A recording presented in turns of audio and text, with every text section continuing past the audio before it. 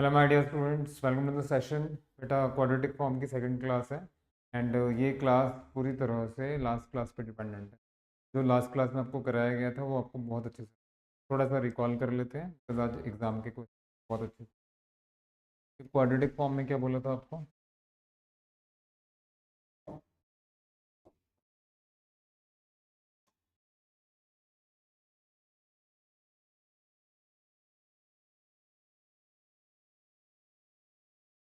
हाँ जी, 2 वेरिएबल में हो गया।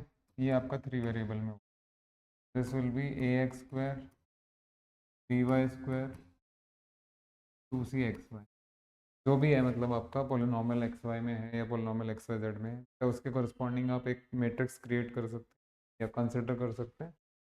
तरीका भी आपको समझाया गया था। इधर एक्स लिखिए, वाई लिखिए, एक्स लिखिए, वाई लिखिए, एक्स का कोएफिशिएंट, एक्स स्क्वायर का कोएफिशिएंट, देन एक्स वाई के साथ आपका इसका हाफ कर दीजिए, यहाँ वाई स्क्वायर।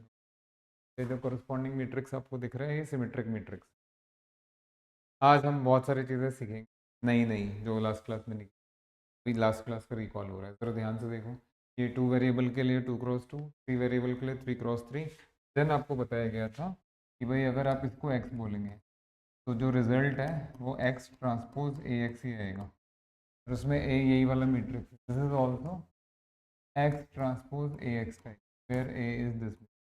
इतना हमने किया था, तो कहने का मतलब है क्वाड्रेटिक फॉर्म को क्वाड्रेटिक इक्वेशन की तरह नज़र आ सकते हैं। मतलब ax² plus by² plus 2c(xy) type आ सकते हैं, या फिर this will be of the type x transpose x.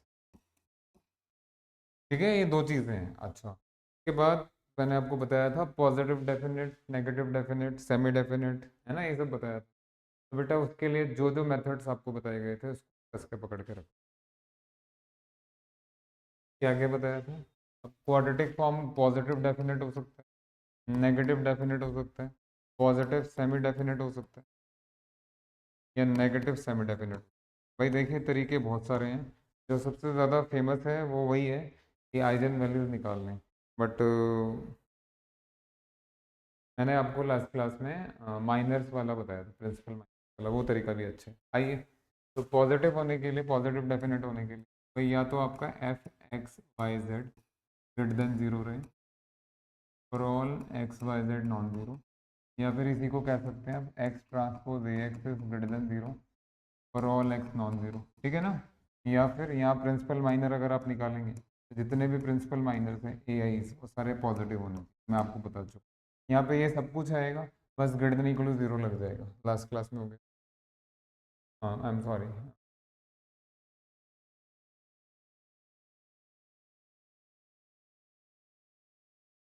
हाँ जी, पॉजिटिव डेफिनेट में सब आएगा, पॉजिटिव सेमी डेफिनेट में भी यही सब आएगा, बस greater than equal to zero हो जाएगा और ऑल एक्स आ जाएगा। यू नो दिस, सारी चीज़ें आपको पता। जो चक्कर है वो यहाँ है और यहाँ है।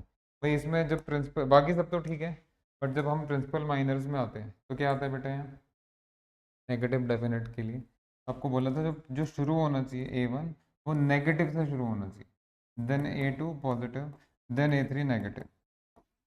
ये नेगेटिव डेफिनेट की पहचान है। और नेगेटिव सेमी डेफिनेट के लिए this should be less than equal to zero, then greater than equal to zero, then less than equal to zero. मतलब स्टार्ट वो नेगेटिव साइन से ही करेगा। ठीक है ना, ये सब बताया। अगर इन सब में से कुछ नहीं है, कुछ नहीं, कोई कैरेक्टर सामने नहीं आ रहा, तो उसको आप इनडेफिनेट बोलेंगे, है ना, यही आपको पहचान बताई गई। तो straight away let us jump to a question, exam का क्वेश्चन। आओ जरा, first question of today's class, which of the following matrices are positive definite. ये आप लोग वीडियो पॉज करके खुद से ट्राई करिएगा पहले, क्वेश्चन बहुत ही बढ़िया है, बहुत शानदार क्वेश्चन है। देखो बेटा, फर्स्ट वाले के लिए अगर आपका मैट्रिक्स है,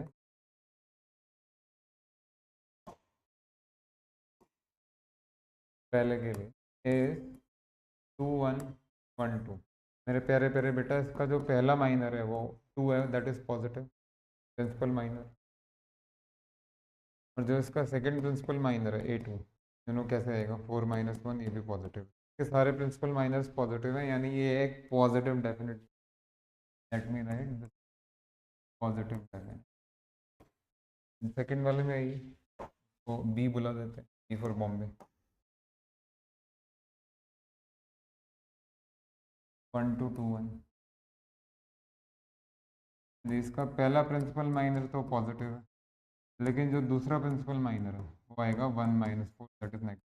साइन चेंज कर रहा है, आपको लगेगा साइन चेंज तो नेगेटिव डेफिनेट और नेगेटिव सेमी डेफिनेट में भी होता है, तो मैंने आपको अभी बताया वो शुरू नेगेटिव से होना चाहिए, ये शुरू पॉजिटिव से हो रहा है और साइन चेंज यानी ये इनडेफिनेट है, दिस इज इनडेफिनेट। ठीक है, आते हैं थर्ड वाले पे, सी फॉर कैलकाटा।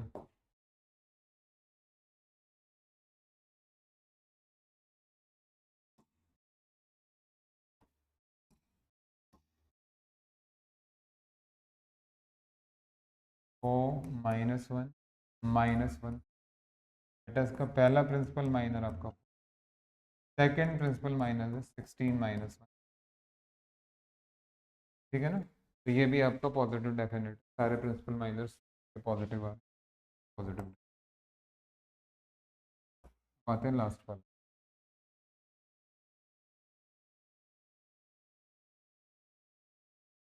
कर ही लेते हैं, छोड़ना क्यों, किसके लिए छोड़ना।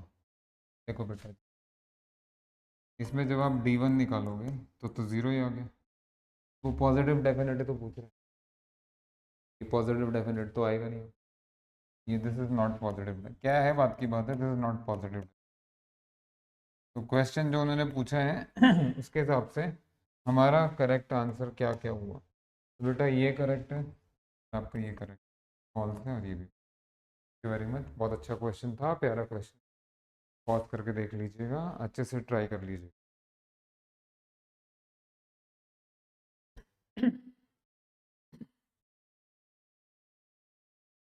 Okay, let us move to the next question.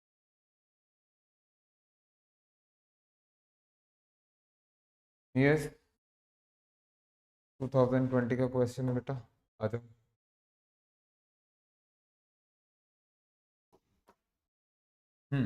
Which of the following real quadratic forms on R square is positive definite. अभी यहाँ पे आपको क्वाड्रेटिक दिए हैं एंड इसके कॉरस्पॉन्डिंग मैट्रिक्स निकाल लेंगे, आइजन वैल्यूज देख लेंगे, आराम से काम हो जाएगा। पहले वाले पे आते हैं, फर्स्ट वन ए। बेटा वहाँ यहाँ पे क्यू एक्स वाई लिखा है, if I write f x y तो आप इतने मैच्योर है कि आपको प्रॉब्लम नहीं। तो पहले वाले में बेटा एफ एक्स वाई है आपका एक्स वाई के लिए जो करस्पॉन्डिंग मैट्रिक्स है वो बनेगा, बिकॉज एक्स स्क्वायर नहीं है, एक्स वाई का कोफिशिएंट का हाफ, फिर यहाँ हाफ, फिर यहाँ जीरो, यहाँ पहला प्रिंसिपल माइनर ही जीरो है, एंड वो पूछ रहे हैं आपसे पॉजिटिव डेफिनेट के लिए, तो पहला नहीं आएगा पॉजिटिव, गलती होगी, बिकॉज सारे प्रिंसिपल माइनर्स पॉजिटिव होने चाहिए। बी पे आइए, बी फॉर बॉम्बे।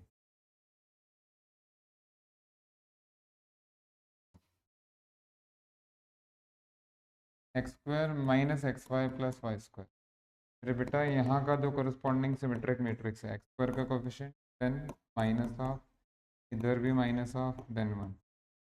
जी, यहाँ अगर आप आइजन वैल्यूज देखेंगे क्या आएंगी, एक तो हाफ ही आ गया,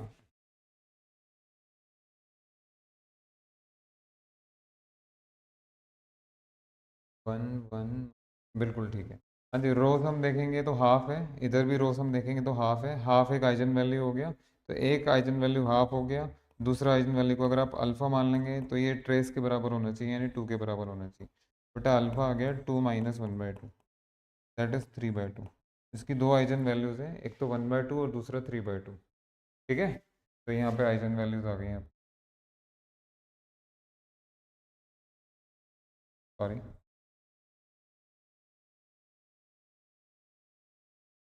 आप देख सकते हैं दोनों eigen values positive. Now you must be wondering मैंने चेंज क्यों किया। आप कोई भी मेथड लगाओ, आइजन वैल्यू का लगाओ, प्रिंसिपल माइनर का लगाओ, प्रिंसिपल माइनर से कर लेते हैं, मना थोड़े ना है भाई, ये बच्चे ऐसे भी तो करते हैं। प्रिंसिपल माइनर से देख लीजिए कोई बात नहीं। A1 आएगा 1, इज पॉजिटिव, और A2 आएगा 1 + 1/4, sorry 1 - 1/4, that is also positive, के सारे प्रिंसिपल माइनर्स पॉजिटिव हैं, बट ये तो पॉजिटिव डेफिनेटली है, आइजन वैल्यू से भी आ रहा है, प्रिंसिपल माइनर से भी आ रहा है, ये आपका करेक्ट है। ठीक है, समझ में आ गया।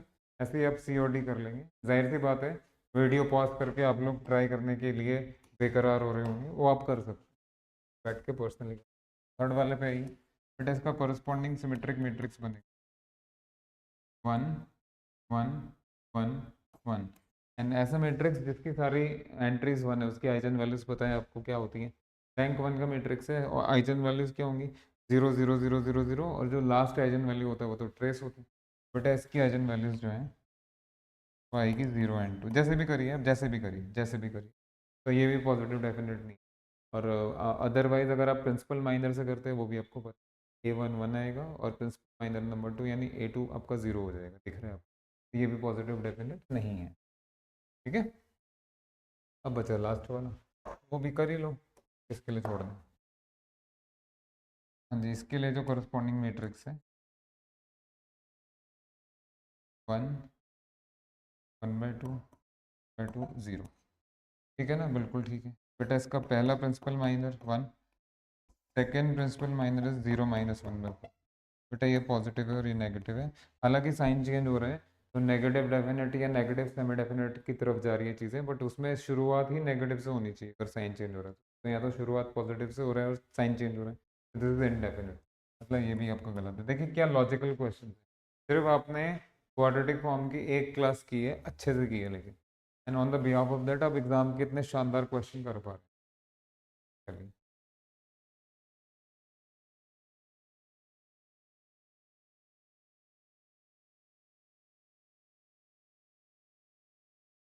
नेक्स्ट,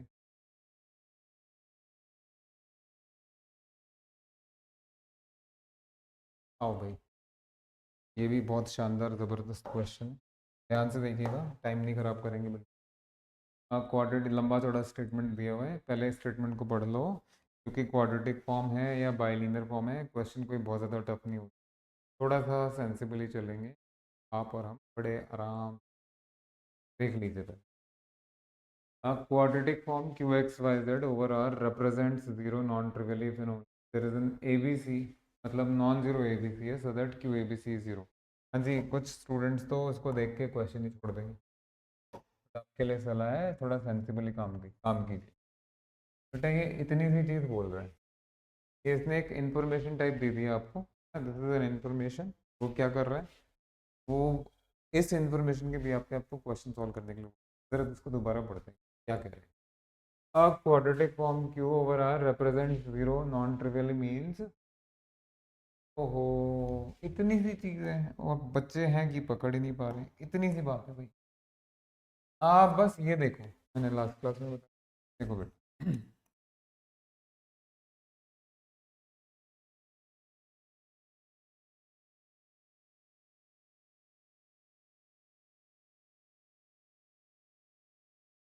ध्यान से देखिए, ये कब जीरो आएगा, ये तो सिर्फ 0 0 0 पे ही जीरो आएगा और किसी पॉइंट पे जीरो आ ही नहीं सकता। तो is it possible f of A B C zero हो जाए?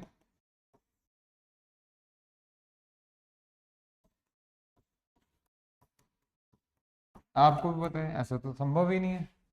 स्क्वायर हैं ये तभी जीरो होंगे जब इंडिविजुअल टर्म जीरो होंगी, तो this is zero if and only if ABC zero, यानी this is zero at zero only, so this can never be zero at non zero point, तो f of ABC is zero for some non zero point ABC is not possible। वो यही मांग रहे हैं, यही मांग रहे हैं, कह रहे क्यू ABC जो है आपका वो जीरो होना चाहिए और ABC आपका नॉन जीरो, और बस इतनी सी चीज़ है और कुछ नहीं है क्वेश्चन। आप ये बताओ इसमें आप क्या पॉइंट डालेंगे कि answer zero, non zero point पूछ बस, तो 10th क्लास का बच्चा भी, 12th का भी, तो आप नहीं कर सकते, आराम से कर सकते। आइए थोड़ा धीरे धीरे बच्चों की तरफ आइए, देखिए। हाँ जी, पहले वाले में ध्यान से देखना, Q of x y z दिया, एक्स वाई प्लस जेड। हाँ जी, ये एक्स वाई तो कोई एक को जीरो ले लो, दूसरे को नॉन जीरो ले लो, जीरो हो जाएगा, और जेड को तो जीरो लेना ही पड़ेगा, देयरफॉर साफ साफ दिख रहा है हमें क्यू ऑफ 1 0 0 इज जीरो, यही तो चाहिए था उसको, q of a non zero point should be zero, तो यहाँ q of a non zero point zero आ रहा है, पहले वाला ट्रू है, सिंपल ऑब्जर्वेशन, क्या करना है।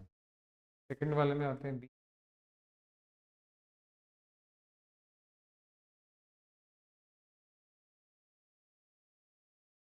हाँ जी, एक्स स्क्वायर 3y² -2, माइनस आ गया, अगर प्लस आता तो फिर परेशानी थी, माइनस आ गया तो जीरो हो सकता।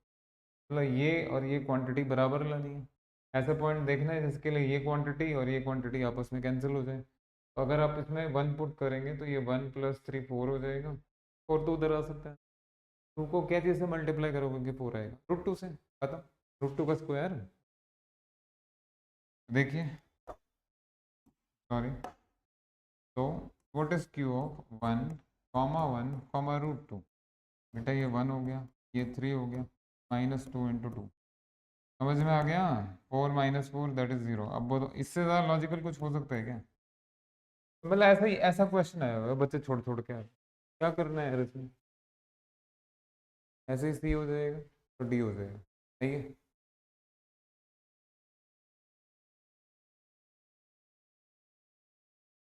डी वाला भी देख के लीजिए, डी फॉर दिल्ली।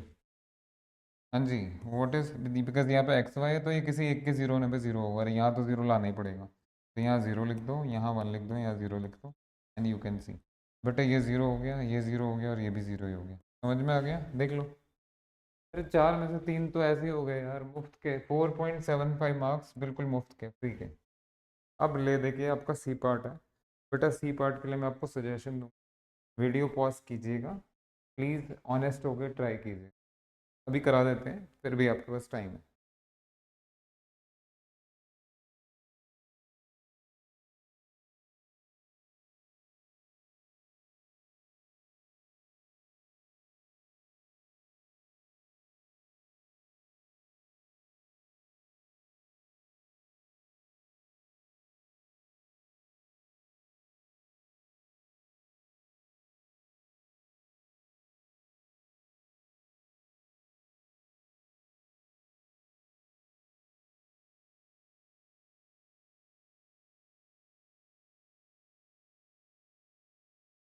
हाँ जी, थोड़ा बहुत तो आपने ट्राई कर ही लिया होगा, आते हैं।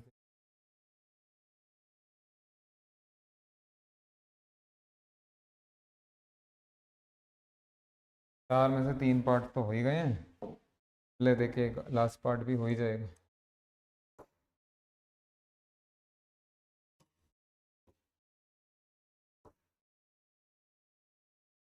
ठहरो भाई ठहरो, select तो देखिए, we are into C part.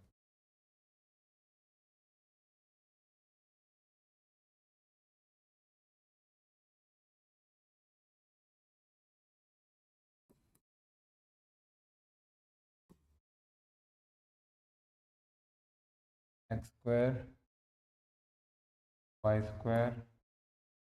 z² -x। ठीक है, या तो ये सोच लीजिए कि ये और ये कब बराबर होंगे। टाइम लगाया होगा आपने, शायद आपको पता नहीं लग रहा होगा। एक काम करते हैं, इसका कॉरस्पॉन्डिंग मैट्रिक्स देख, ध्यान से देखेंगे, बहुत ध्यान से देखेंगे। 1, ध्यान से,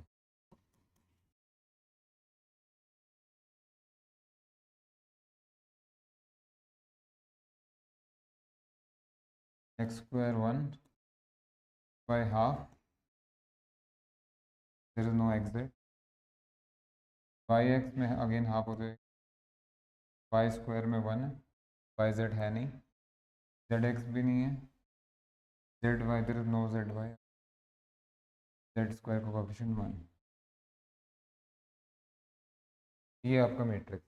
बेटा अगर मैट्रिक्स को आप केयरफुली देखेंगे तो इसका अगर डिटर्म, हाँ, क्योंकि जीरो मांग रहा है ना वो, नॉन जीरो पॉइंट पे जीरो मांग रहा है। जब आप इसका डिटर्मिनेंट देखोगे मैट्रिक्स, 1 -½ 0, -½ 1 0 0 0 1। बेटा जब इसका लास्ट वाले से ओपन कर लीजिए तो ये आएगा 1 × 1 -1, सॉरी, -1। तो बेटे तो नॉन ज़ीरो है।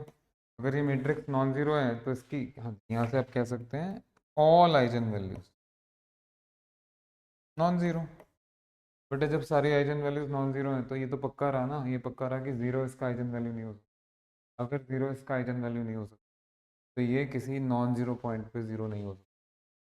ठीक है, ये मतलब इसको कहीं लिख लीजिए, नॉन ज़ीरो पॉइंट पे ज़ीरो होने के लिए आपको at least one eigen value zero.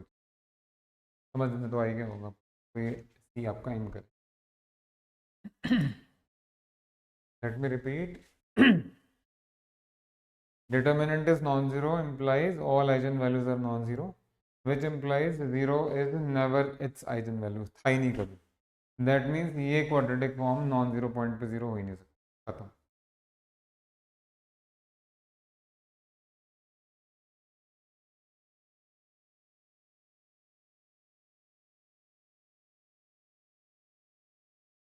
Next.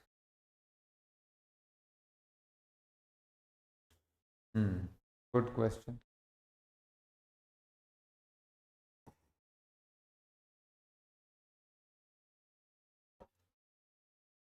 ए दिया हुआ है और उसके कॉरस्पॉन्डिंग क्वाड्रेटिक फॉर्म दिया हुआ है. देन आपसे ये पूछ रहे हैं Q x is non negative, quadratic form non negative, less than zero, this thing.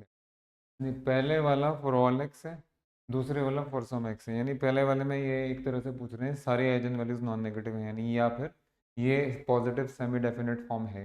देख लेते हैं. सेकंड वाले में उसने फॉर ऑल नहीं बोला है, फॉर सम बोला है. अगर एटलीस्ट वन आइजन वैल्यू भी नेगेटिव आ गई तो ये हो जाएगा, आपको लास्ट क्लास में बताया. एंड सी और डी में तो डायरेक्टली आइजन वैल्यू से पूछ रहे हैं. चलिए आइजन वैल्यू से निकाल लेते हैं. हाँ जी, इस मैट्रिक्स में देखिए रो सम देख लीजिए, रो सम. यस,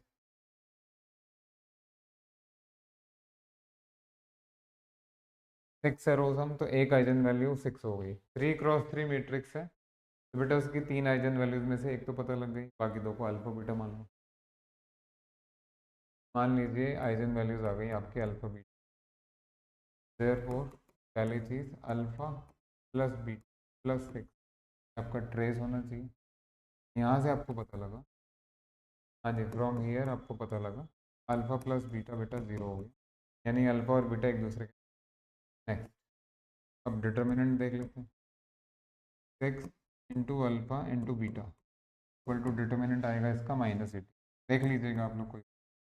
हाँ जी, this implies 6 into alpha into minus alpha equal to -18. Minus alpha कहाँ से आया आपको. तो this implies alpha equal alpha square equal to. तो दिस इम्प्लाइज लो भाई, क्वेश्चन ही खत्म हो गया. क्वेश्चन ही खत्म हो गया. तो बेटा आइजन वैल्यूज क्या हैं, आइजन वैल्यूज क्या हैं.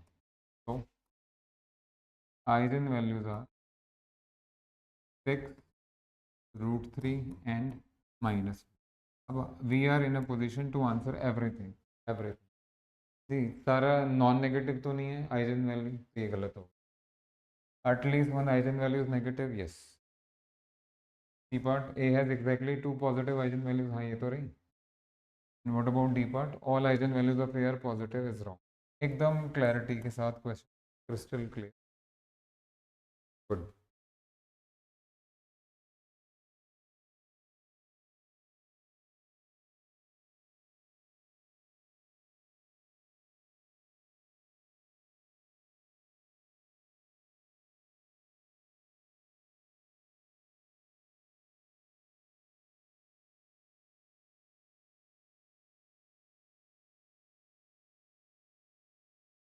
नेक्स्ट.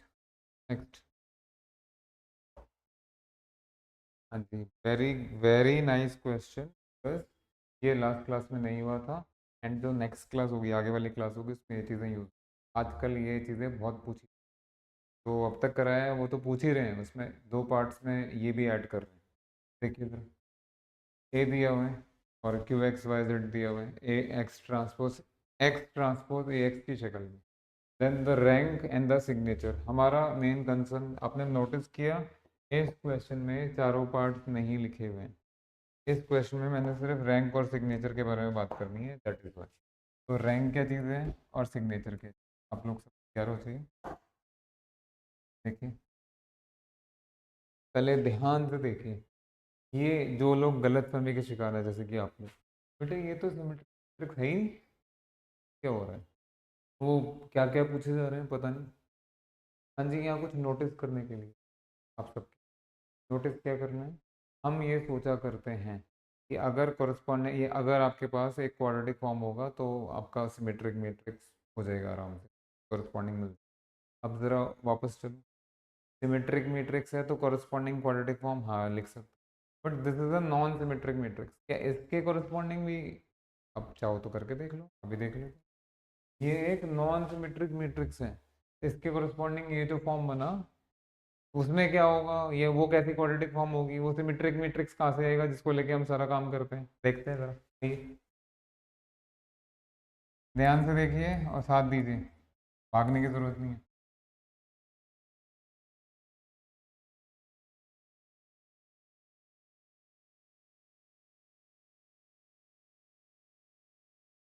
कह रहा हूँ भागने की जरूरत नहीं है, साथ आ जाओ बस।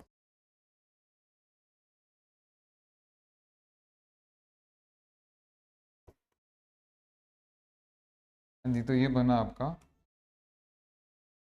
x² plus 2xy minus 2yz plus z²। तो ये एक नॉन सिमेट्रिक मैट्रिक्स है, बट इसके कॉरस्पॉन्डिंग जो क्वाड्रेटिक फॉर्म आया ये आया। एंड अब इसके बाद देखिए मैं क्या लिख रहा हूँ, ध्यान से देखिए मैं क्या लिख रहा हूँ।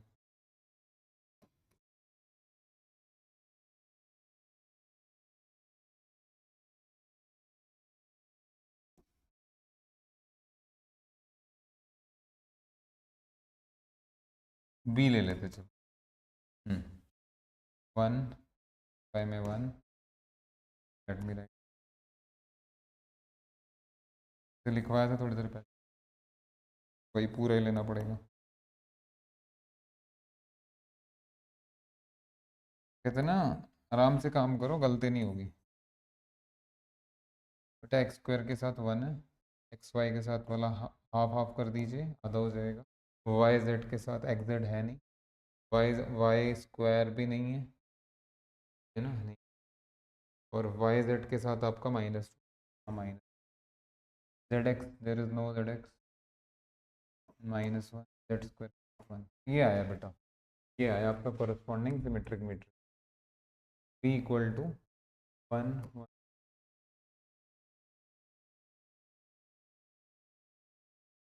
1 -1 तो -1। मेरे साथ दीजिए। वो वो पूछ रहा है रैंक और सिग्नेचर। जो बच्चे गलतफहमी के शिकार हैं कि इस मैट्रिक्स के रैंक निकाल लेंगे, बिल्कुल भी नहीं। क्या करना है, अगर कोई नॉन सिमेट्रिक मैट्रिक्स दिया हुआ है तो उसके कॉरस्पॉन्डिंग पहले क्वाड्रेटिक फॉर्म निकालो, फिर वो क्वाड्रेटिक फॉर्म निकालने के बाद जो एसोसिएटेड सिमेट्रिक मैट्रिक्स सामने आएगा उसका रैंक होता है क्वाड्रेटिक फॉर्म का। समझ में आया? फिर इस क्वेश्चन से एक चीज़ और सीख लीजिए, we can always have a quadratic form with respect to any damn matrix।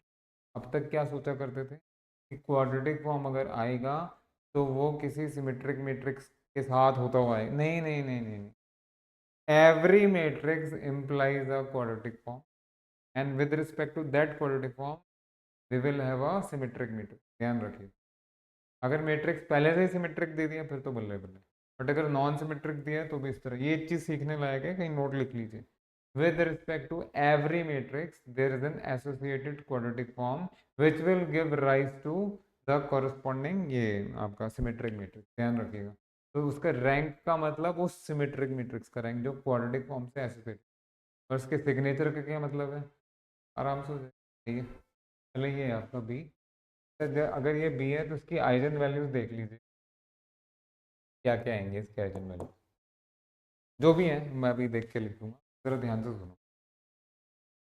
Rank निकालने के लिए आपको ए का नहीं, आपको इस बी का रैंक निकालना है। पहले बी का रैंक ही देख लेते। This can be written as,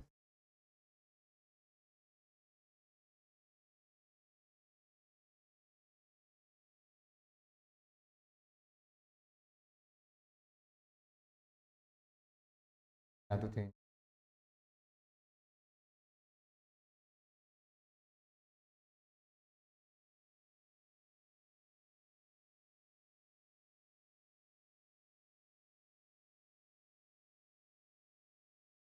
देखो बेटा जैसे भी करो आप, ये आपको दिख रहा है कि भाई बी का रैंक आपका 3 है, अगर बी का रैंक 3 है तो क्वाड्रेटिक फॉर्म का रैंक भी 3। तो ध्यान रखिए यहाँ पे इसका आंसर आपका 3 हो गया।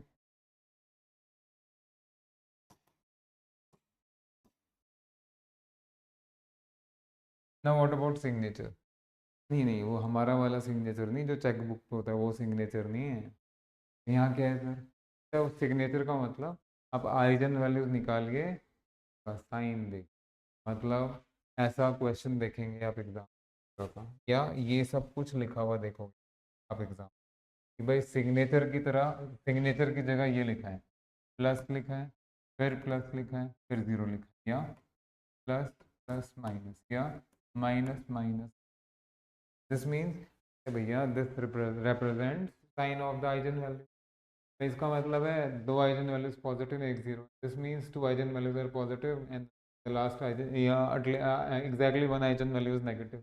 आप समझ गए मेरे में? तो यहाँ क्या करना पड़ेगा बेटा, आइजन वैल्यूज निकाल लीजिए, जो आएगा वही सिग्नेचर। क्लियर हो गया? फिर आप निकाल लो यार, समझ तो गए तुम क्या इशू है। ये क्वेश्चन मैंने पूरा नहीं लिखा, बट यहाँ इस क्वेश्चन के रिस्पेक्ट में हमने बहुत बढ़िया बढ़िया चीज़ें। Number one, with respect to any matrix we can always have a corresponding quadratic form, and that quadratic form will give rise to a symmetric matrix। और वो क्वाड्रेटिक फॉर्म का रैंक यानी उस सिमेट्रिक मैट्रिक्स, उस quadratic form का signature यानी उस symmetric matrix के आइजन वैल्यूज का साइन। ठीक है, क्लियर हो गया? ये क्वेश्चन इसलिए अब अच्छे से कर लीजिए।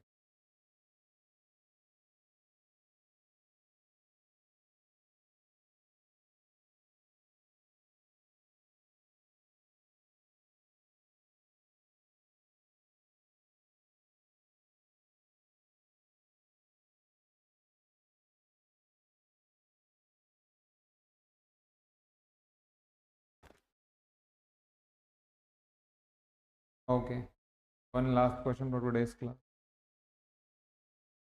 आ जाओ।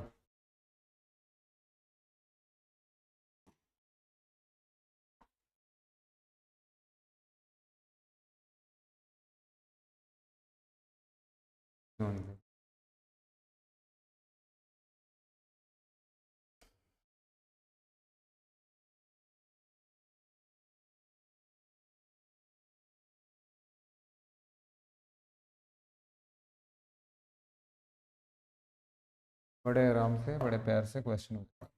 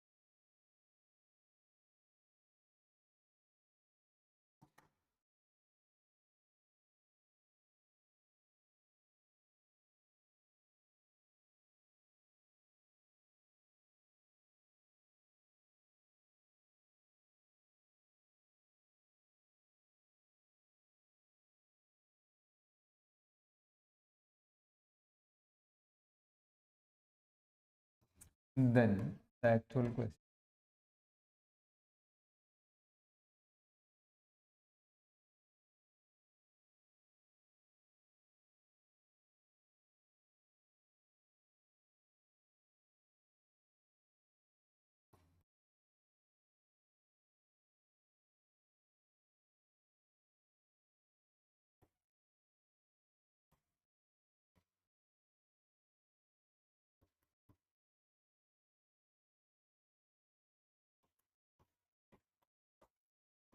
हाँ जी, इसमें क्या करना है हमें? Q1 दिया है आपको x y, Q2 is x2 plus y two plus two x y, Q3 is x2 plus two y two plus three x y. Fine. पहला option Q1 and Q2 are equivalent, second Q1 and Q3, third Q2 and Q3, and last all are equal. इसमें क्या करना है? देखो बेटा, यहाँ पे दो क्वाड्रेटिक फॉर्म कब इक्वलेंट होती हैं, ध्यान से देखिए। यहाँ I am writing certain things, आप लोग भी लिख लीजिएगा।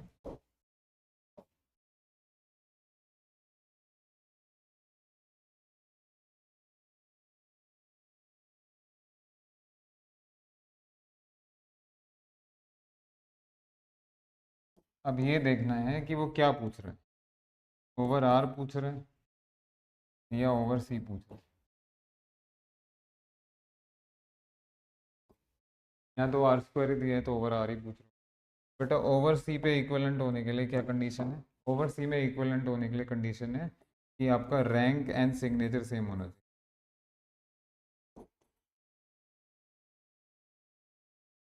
तब जाके माना जाएगा कि ओवर आर है इक्वलेंट। लेकिन यहाँ पे ओनली सेम रैंक, सिग्नेचर की जरूरत नहीं है। कहीं लिख लीजिए, to quadratic forms over are are equivalent if and only they have the same rank and same signature, whereas two quadratic forms are equivalent over C if and only if they have the same rank. Please write it down.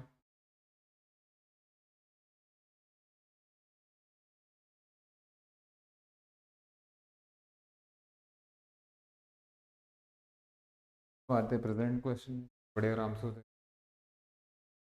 Are square पूछ रहे हैं, 1 second.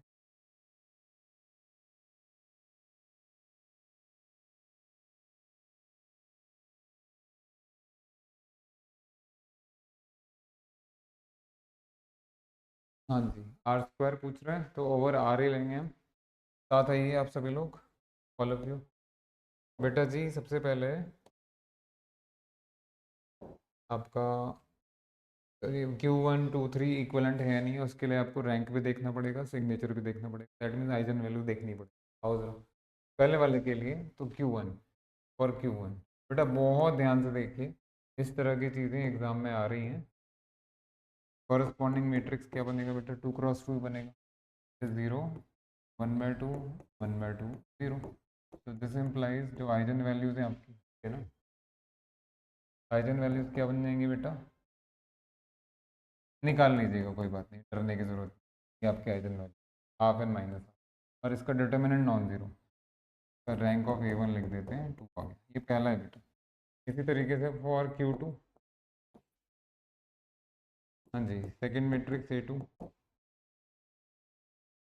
L 1 1 1 1 की तो eigen value थोड़ी देर पहले भी बताई थी आपको, एक आइजन वैल्यू 0 है, दूसरी 2 है, इसका रैंक 1 है। बढ़िया। ऐसे ही for Q3 corresponding matrix, matrix Q3 1 3/2 3/2 का बेटा आइजन वैल्यू तो पता नहीं, लेकिन इसका रैंक आपको दिख रहा है 2 - 9/2 नॉन ज़ीरो, यानी रैंक ऑफ A3 जो है दैट इज ऑल्सो 2। तो काफ़ी सारी चीज़ें तो वैसे ही कंट्रीब्यूट, अभी देखो ना यार, परेशान। Q1 एंड Q2 को इक्वलेंट होने के लिए रैंक और आपका सिग्नेचर सेम होना चाहिए। बेटा इसका रैंक तो 2 है और इसका रैंक 1 है, तो इक्वलेंट कहाँ से होंगे ही नहीं। Q1 एंड Q3 हो सकते हैं, इसका रैंक भी 2 है, इसका रैंक भी 2 है, आइजन वैल्यूज देखनी पड़ेगी ताकि सिग्नेचर पता लग जाए। अभी के लिए छोड़िए, रुक जाइए, थर्ड पे आइए कि yes can Q3 and Q2 possibly भी इक्विवेलेंट, इसमें रैंक 1 है, इसमें 2, कहाँ से इक्विवेलेंट हो? लो हो गया क्वेश्चन खत्म जी। क्या सारे इक्विवेलेंट नहीं? तो solving without actually solving, thank you very much, तो सेकंड ही करेक्ट होगा। समझ में आ गया? देखो कितना अच्छा, क्या शानदार तरीके से आपका काम हो रहा है, कितना अच्छा टॉपिक है, अच्छे से कर लीजिएगा। नेक्स्ट क्लास में मिलते हैं, इससे भी और एडवांस क्वेश्चन बाइलिनियर फॉर्म्स भी करेंगे। Thank you very much, thank you, recommend कीजिए, थैंक यू। और कल जैसे सब लोग कहते हैं, like and subscribe, thank you very much.